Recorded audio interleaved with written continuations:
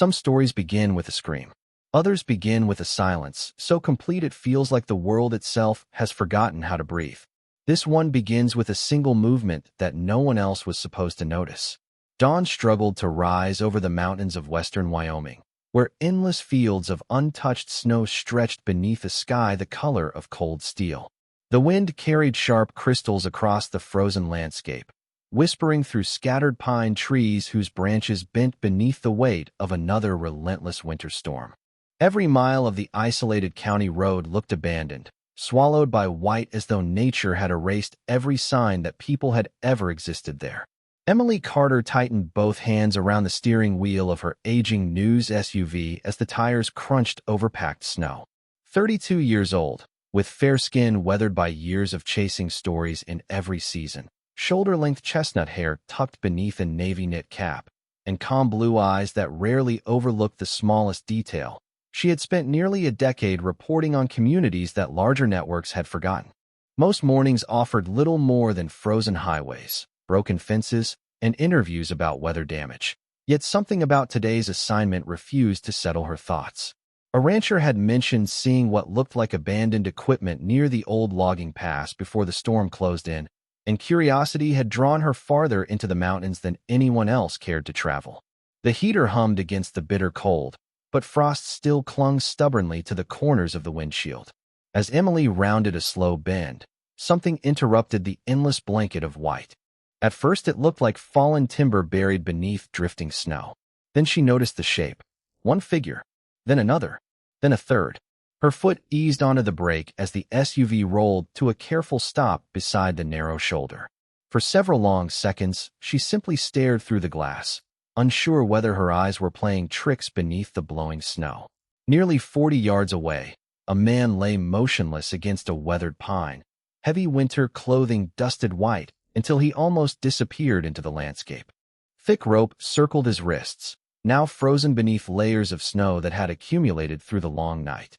Curled close against him were two German shepherds, their sable coats nearly hidden beneath ice and powder, their bodies pressed toward the man as though refusing to surrender even to the cold. Emily stepped outside, and the wind immediately stole her breath. Every sound vanished except the low whistle of air sweeping across the valley. She raised her camera instinctively, but lowered it just as quickly. Somehow the moment felt too sacred for a photograph. She moved one careful step after another, boots sinking deep into untouched snow until she stood close enough to see the man's weathered face beneath a layer of frost. His beard carried tiny crystals that shimmered in the pale morning light, and hanging partially beneath his jacket was a worn Navy SEAL trident pinned beside an old American flag patch. Emily's heartbeat slowed into the strange stillness that arrives when disbelief refuses to become fear. She whispered, almost without realizing it, "I'm here." Nothing answered. The wind continued its lonely song. Then, just as she reached for the satellite phone clipped to her jacket, one of the German shepherds twitched an ear. It was almost invisible, so slight that another person might have blamed the wind. But Emily knew what she had seen. A heartbeat of hope had just disturbed the silence, and suddenly the mountain no longer felt empty. Emily remained perfectly still, afraid that even the sound of her own breathing might disturb whatever fragile thread still connected life to the frozen hillside. The German shepherd's ears settled again, but the tiny movement had already changed everything. She knelt slowly, her insulated gloves brushing fresh snow from the nearest dog's neck. The shepherd did not growl. He did not lift his head, yet his amber eye opened just enough to watch her, clouded with exhaustion but steady with purpose. It was the look of an animal that had spent every remaining ounce of strength guarding someone who mattered more than himself. Emily swallowed the lump forming in her throat. "You have been protecting him this whole time, have you not?" she whispered. The dog blinked once. Nothing more. She reached for the satellite phone clipped to her jacket and pressed the emergency beacon. The screen flickered before finally locking onto a signal. "This is Emily Carter with Mountain Valley News. I need emergency rescue at the old North Fork logging pass. I have one adult male, possible Navy veteran, unconscious but possibly alive, and two German shepherds in critical condition. We need medical assistance immediately." Static crackled through the speaker before a dispatcher answered with calm professionalism. Rescue teams are mobilizing, but weather conditions are severe. Estimated arrival is 45 minutes. 45 minutes sounded impossibly long. Emily looked across the empty valley. The wind had grown stronger, lifting ribbons of snow that drifted around the three silent figures like pale ghosts crossing the mountainside. She knew enough about winter reporting to understand what exposure could do, but she also knew moving an injured person without understanding the extent of his condition could make everything worse. She carefully removed the thick emergency blanket from her vehicle and unfolded it over the man's shoulders without disturbing the ropes around his wrists. As she worked, she noticed details that had escaped her before. His jacket, though covered with frost, was military-grade and remarkably well-maintained. The fabric carried small tears from heavy use rather than neglect. Around his neck hung a weathered chain holding a pair of dog tags that rested partly beneath the collar of his thermal shirt. One glove was missing, leaving fingers pale from the cold but curled protectively toward the nearest shepherd, as though his final conscious act had been reaching for his companions. The second German shepherd lay almost completely buried beneath drifting snow several feet away. Emily brushed away enough powder to reveal another sable coat streaked with white crystals.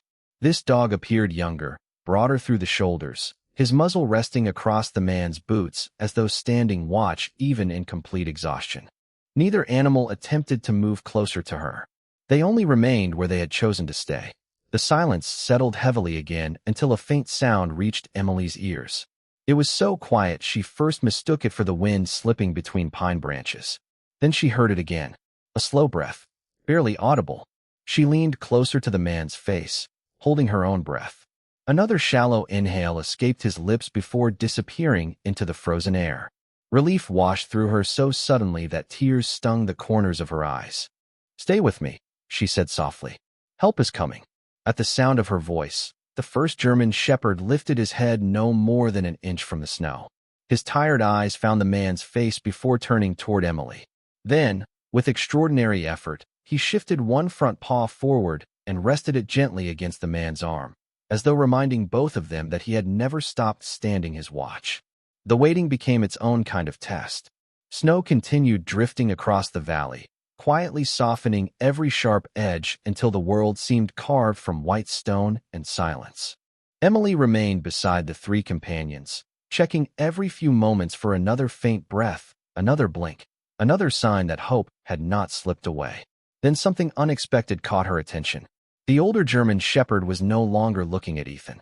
His ears lifted slightly, and his tired eyes fixed on a narrow ridge several hundred feet uphill. He did not bark. He did not whine. He simply stared with unwavering concentration, as though listening to something far beyond human hearing. Emily followed his gaze. At first she saw nothing except scattered pines bending beneath the wind. Then she noticed a nearly invisible trail where fresh snow had settled unevenly across the hillside. It was not a road. It was not an animal path. It looked as though someone had passed there only a short time before the storm deepened. She looked back at the shepherd. The dog slowly turned his head toward her, holding her eyes for a single quiet moment before looking toward the ridge again. It felt less like coincidence and more like a request. Emily stood carefully, leaving the emergency blanket securely wrapped around Ethan. "I will not go far," she said softly, unsure whether she was speaking to the dogs or to herself. "I will come right back." She walked only a few yards before stopping to place bright orange survey tape from her emergency kit onto a low pine branch, creating a marker she could easily find on her return. Every step uphill demanded effort as powder reached almost to her knees. The air smelled of frozen pine resin and clean mountain wind, while distant ravens circled against the pale morning sky. Halfway to the ridge, she found the first clue. A black knit glove rested beneath a thin layer of snow, caught beneath the roots of a fallen tree. It was dry underneath, suggesting it had been protected from the weather until only recently uncovered by the shifting wind. Emily picked it up gently. Sewn inside the cuff were the initials EC. She immediately thought of the dog tags resting beneath Ethan's jacket. The trail continued beyond the glove. Several feet farther, almost hidden beneath drifting snow, she discovered deep impressions that no longer resembled ordinary footprints. They were spaced unevenly, interrupted by places where someone had clearly paused or stumbled before continuing forward. Nearby, she noticed another detail that made her heart beat faster. Pressed into the snow was the unmistakable outline of large canine tracks moving alongside the human prints. Not one dog. Two. They remained close together the entire distance, never wandering away, never breaking formation. Emily looked back toward the valley below. From where she stood, Ethan and the shepherds appeared as tiny shapes against an endless field of white. Yet even at this distance, she could see the older dog still watching her. He had known this trail was here all along. He had waited until someone could understand what he was trying to say. Emily slowly exhaled as realization settled over her. Whatever had happened on this mountain had not begun where Ethan was lying now. The snow was hiding the first chapter of the story, and somewhere farther ahead, beyond the silent ridge and the untouched pines, another truth still waited to be found. Emily slipped the black glove into her coat pocket and followed the faint trail another 20 yards before the mountain itself seemed to ask her to stop. The wind had strengthened, carrying curtains of snow that erased footprints almost as quickly as they appeared. She looked toward the gray sky, measuring the passing minutes. The rescue team was still somewhere beyond the twisting roads below, fighting weather that showed no intention of easing. She could not afford to lose sight of Ethan. Reluctantly, she turned back toward the valley, carefully retracing her own tracks marked by the bright strips of orange tape fluttering against the dark pine branches. As she descended, the familiar shapes slowly emerged through the blowing snow. Ethan remained exactly where she had left him, wrapped beneath the emergency blanket, while the younger German shepherd had not moved from his position beside the man's boots. The older shepherd, however, was now sitting upright despite obvious exhaustion.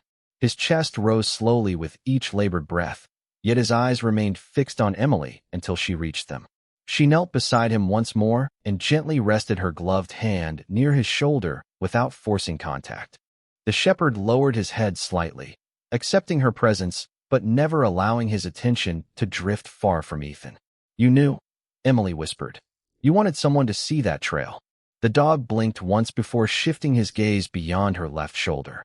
Emily followed his line of sight again, expecting the same ridge. Instead, he was staring toward a cluster of snow-covered pines only 50 feet away. Unlike before, this direction was much closer. Curious, she walked carefully toward the trees. There, half buried beneath fresh powder, she noticed a weatherproof backpack leaning against the trunk of an old spruce.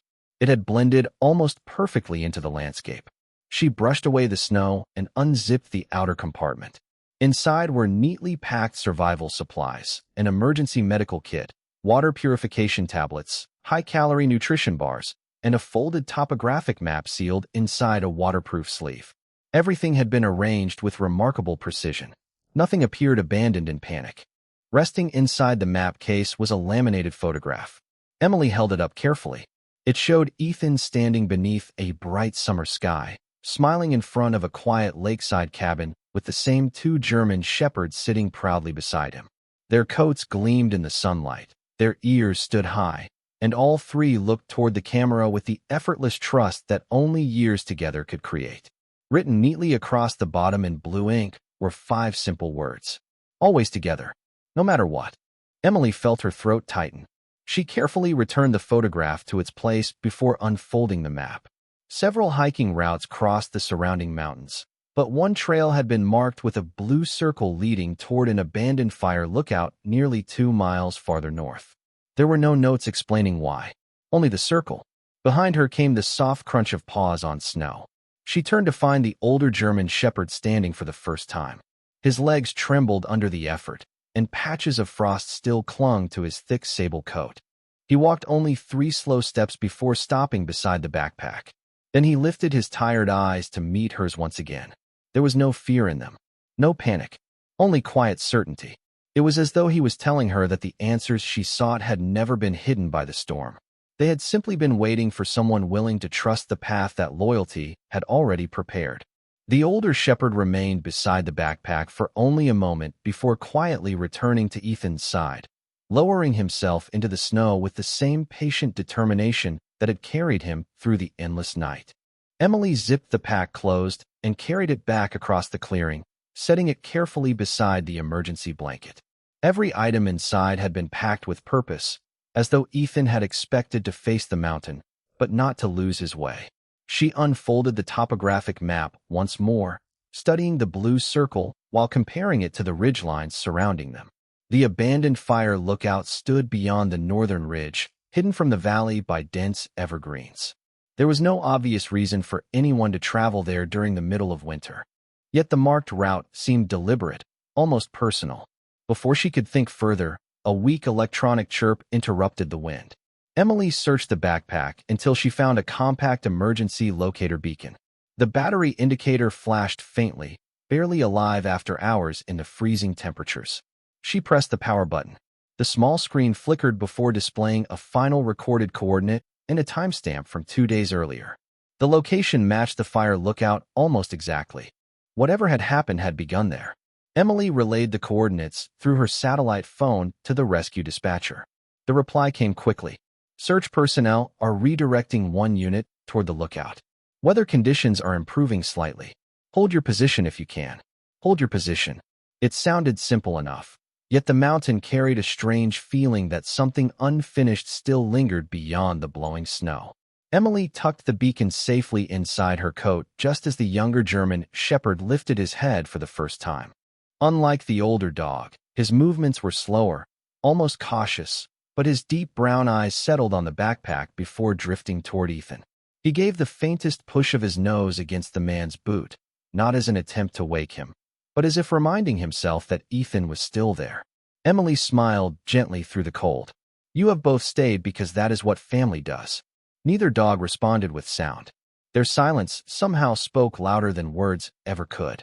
A sudden gust swept across the valley, scattering fresh snow away from a patch of ground near the base of the pine where Ethan rested. Something metallic reflected a brief flash of pale sunlight. Emily brushed away the powder and uncovered a small stainless steel travel mug resting on its side. The lid had remained tightly sealed. Curious, she opened it and discovered that the coffee inside had frozen solid. Wrapped around the mug's handle was a folded note protected inside a clear plastic sleeve. The handwriting was steady and unmistakably personal. It read, "If we are delayed, the dogs eat first. They have earned every meal beside me." Emily closed her eyes for a moment, letting the simple sentence settle into her heart. It revealed more about Ethan than any military record ever could. Discipline had shaped him, but kindness had defined him.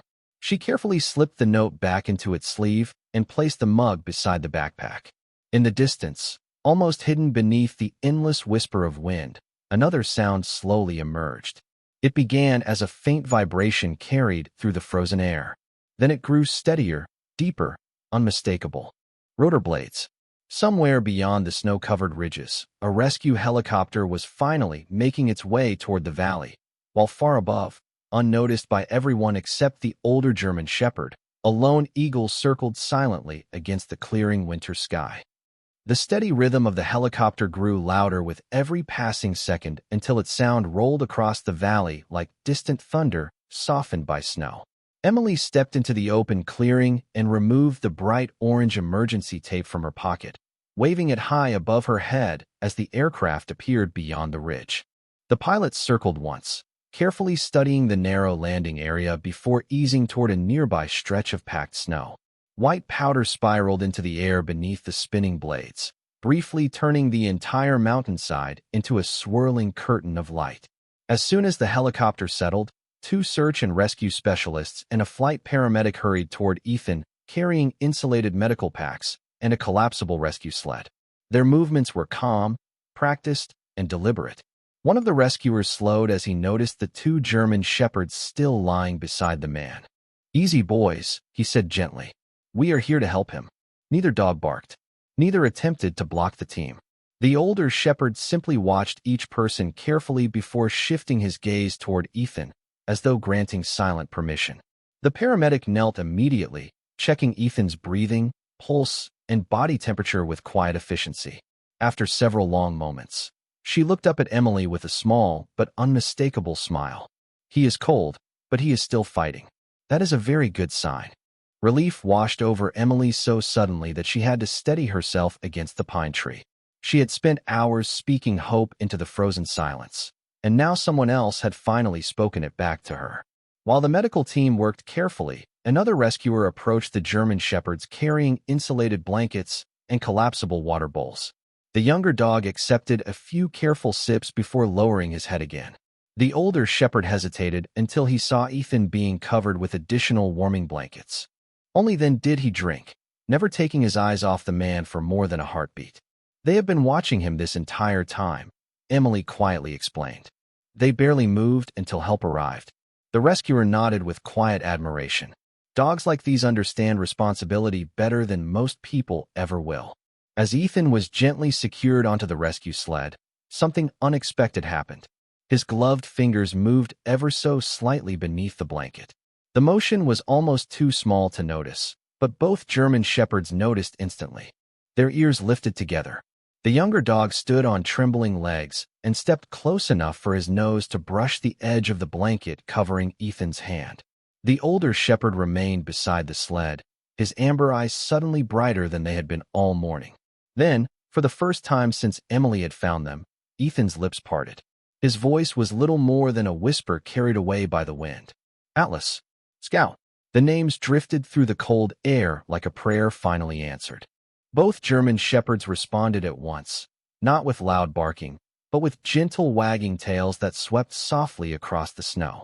The paramedic smiled as she adjusted the blanket around Ethan's shoulders. "He knows they are here," she said.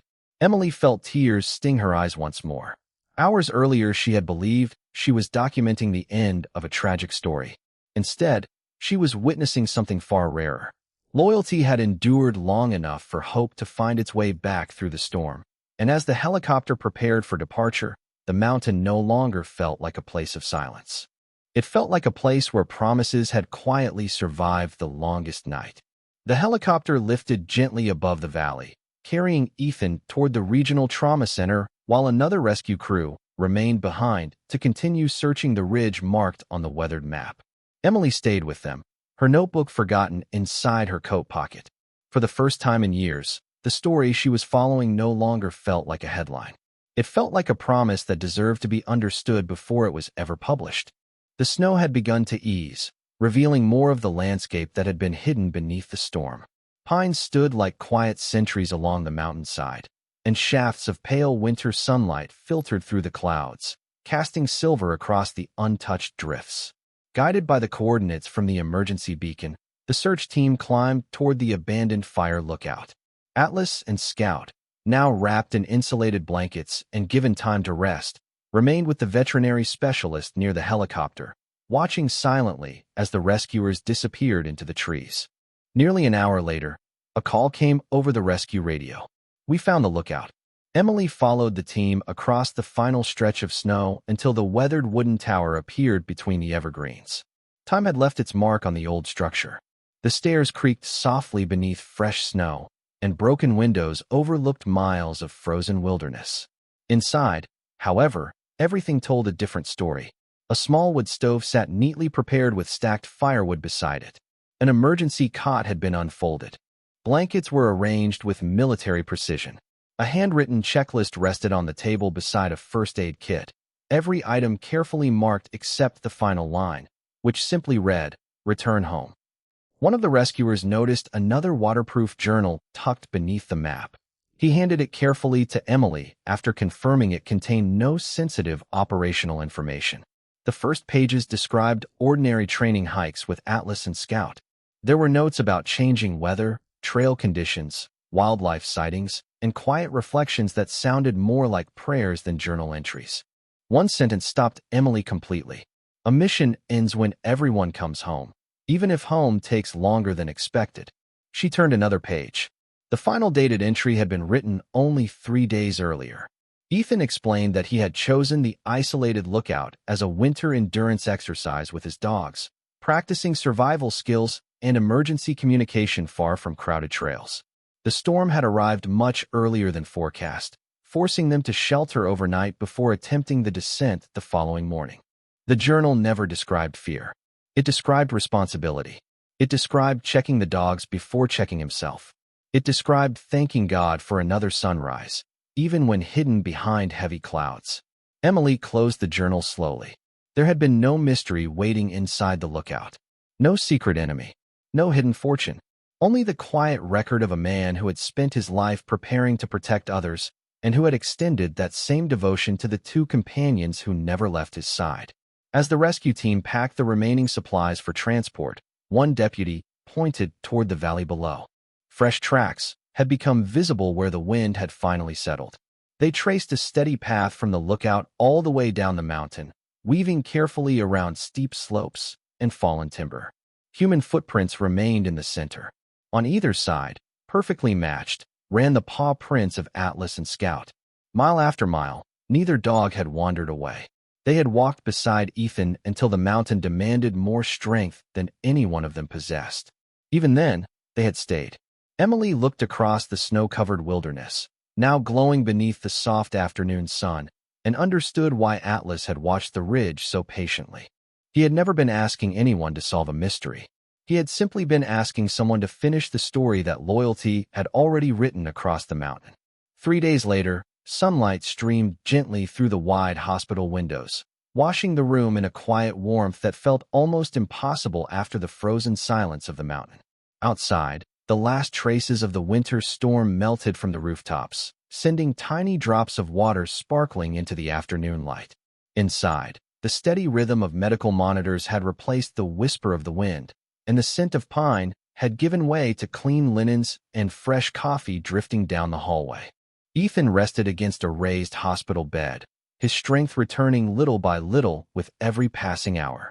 The color had begun to return to his face, and though fatigue still lingered in his eyes, they carried the calm determination that had never truly left him. The first thing he noticed when he fully opened his eyes was not the room, nor the doctors, nor the sunlight beyond the glass. It was two familiar shapes lying quietly beside the bed. Atlas rested with his head against the floor near Ethan's right hand, while Scout stretched across the opposite side, both wearing fresh collars provided by the veterinary staff. Their coats had been brushed clean, and the frost that once covered them had been replaced by the soft shine of healthy fur. Ethan smiled before he spoke.